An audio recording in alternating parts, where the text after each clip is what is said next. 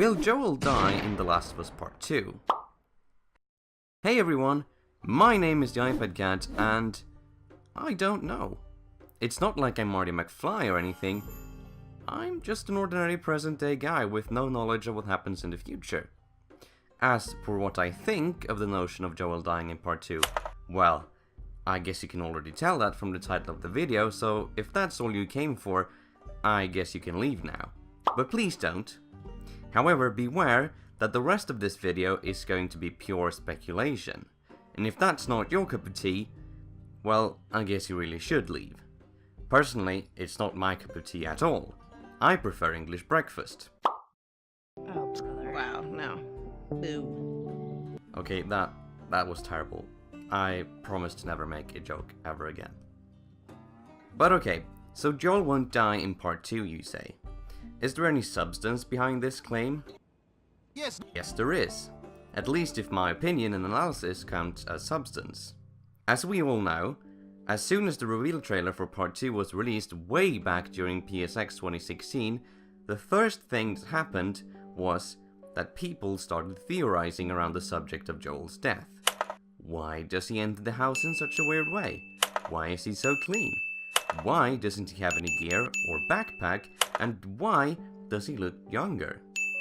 These were things people were pointing out, like in the hours after the trailer dropped in the comment section on YouTube. And it all looked like it was pretty obvious. Joel must be dead. But that's where we all should have stopped. Obvious. Nothing Naughty Dog ever does, whether it's in the marketing of their games or the games themselves, is obvious. They make it so that it seems that way by doing stuff like the weird way Joel looks and acts in the trailer. And while the premise of their games might seem simple, there are always very unexpected twists and turns along the way. Sometimes achieved by outright lying, either in the marketing, like with the Ellie section in The Last of Us. We couldn't talk about it. In fact, in interviews we've been lying about it, saying you never play as Ellie because it was so important for that to be a surprise. Sorry, journalists. Or directly within the game's story, like with Sam and the drug lord in Uncharted 4. Just enough to get him his freedom, okay? His freedom? Nathan. Yeah, he did hard time, our time. And the guy who broke him out, Hector Alcazar, he owes him a lot of money. Whoa, what the hell are you talking about, Nate? Hector Alcazar died in a shootout in Argentina like 6 months ago. I'm the one that got Samuel out. The Naughty Gods are masters of deception. Nothing is ever obvious, especially in their marketing. Don't expect anything of any substance to be revealed about the story until the game is out, especially something as huge as Joel's death. The second reason why I don't believe Joel will die in Part 2 is the way Naughty Dog tells stories. Neil Druckmann has stated that they make complex characters and put them in simple story scenarios. It's quite easy to put this to the test. Try to imagine The Last of Us without Joel and Ellie and replace them with some mute generic characters. What's left of the story then? A glorified escort mission from point A to B in a slightly generic post-apocalyptic world? The emotion doesn't come from cheap happenings in the story, rather from how these complex characters interact with each other and how their relationship changes throughout the game. A lot of people make the argument that Joel will die during or at the end of The Last of Us Part 2 to make it emotional, but as I've just talked about, that's not what makes it a genuinely emotional story. Of course, I'm not a heartless bastard, and it's not like I don't feel anything when characters I care about die, but killing Joel would provide more shock value than sad emotion. It would be like a main character dying on The Walking Dead.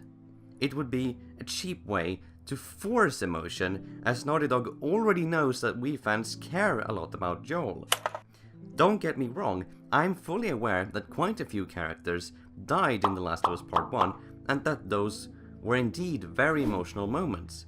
And I've no doubt that many characters will die in Part 2 as well. Just not Joel and Ellie. Moments like the one in the ranch, for example, where Joel tells Ellie they're going to go their separate ways, will always be more emotional than one of them dying. Which brings me on to my next point. Joel and Ellie are The Last of Us. Like, I've played with so many of the ideas that had different characters and it never felt right. The Last of Us is about these two characters specifically. That is the third reason I don't believe Joel will die in Part 2. After the announcement of Part 2, Naughty Dog has made it clear that what makes The Last of Us are the main characters. Without them, it's not The Last of Us, just something in the same world. Joel dying in Part 2 would mean the end of the franchise, and I think this is very unlikely, both because my inner fanboy, not wanting my favorite game to go away, but also because The Last of Us Part 1 was such a successful game. I mean, despite it only releasing on one platform, the PS3, it was still the 10th best-selling game of 2013. And this was the year when games such as Black Flag and Battlefield 4 and GTA 5 were released. The Last of Us is the flagship of PlayStation exclusives. It doesn't make the slightest of sense for Sony to want Naughty Dog to discontinue it after Part 2. And besides, look at Uncharted. There are way more than 2 games in that series. Alternatively, killing Joel would be a way to definitively end the Last of Us franchise if that's what Naughty Dog or Sony would want to do for some weird reason. But that's just what I think. Do you agree with my points? Disagree? Do you think Joel will die in Part 2? Tell me in the comments down below and let's discuss it. And until next time, have a great day.